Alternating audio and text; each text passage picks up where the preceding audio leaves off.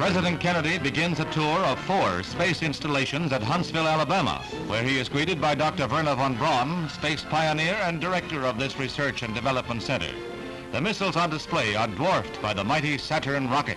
This booster is the first stage of the rocket that will put the 3-man Apollo capsule into a 2-week orbit of the Earth in 1964 as a preliminary to a lunar shoot. The men who make it get very personal greetings.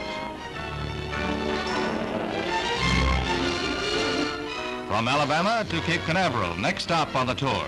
At this U.S. space capital, the President has a long chat with Walter M. Schirra, Center, our next man in space, who is scheduled for a 6-orbit flight.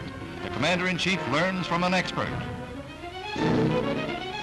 Next stop, Houston, where he is cheered by thousands of Texans on his way to a stadium for his key speech of the trip. At Rice University, there's a crowd of 40,000 present, and Mr. Kennedy calls for backing for the U.S. space effort. He says that we cannot afford to lag if we want to be in the forefront of nations.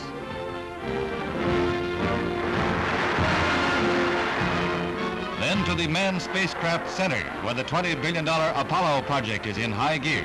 Here, the President sees mock-ups like the Moon Bug that is being prepared for a lunar landing, and the Gemini, a larger Mercury capsule for 2 men and other space vehicles.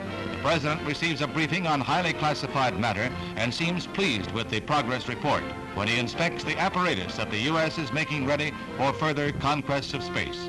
It was in Houston that Mr. Kennedy emphasized the need for peaceful uses of space. Fourth and final stop is at St. Louis for an inspection of the McDonnell plant, where the Phantom II fighter bomber is built, as well as Mercury and Gemini capsules. The F-4H is a 1,600-mile-an-hour streak of lightning. The Gemini, which was developed here, will allow 2 men to orbit the Earth for 2 weeks and will be used for experiments in outer space rendezvous and docking missions. This winds up the President's first-hand look at our space program and our progress in the race for space.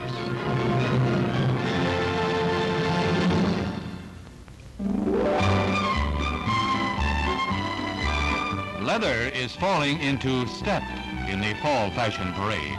Finished in an explosion of rainbow colors, leather has been styled into smocks and sheath-top skirts like this eye-stopping pair. Just the thing for a day's outing at Sterling Forest Gardens in New York. On the left, a pile-line coat, and on the right, a natural pigskin. Leather to get a man in a lather.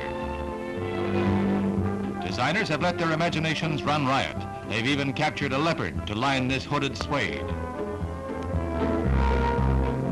Another offbeat treatment of suede, a shift with a cardigan jacket, and the suede hat offers Milady a chance to add another feather to her cap.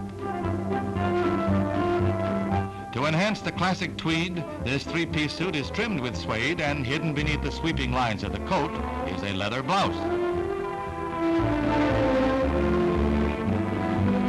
And here the shift is treated with a saucy bolero jacket, all topped with a kidskin turban.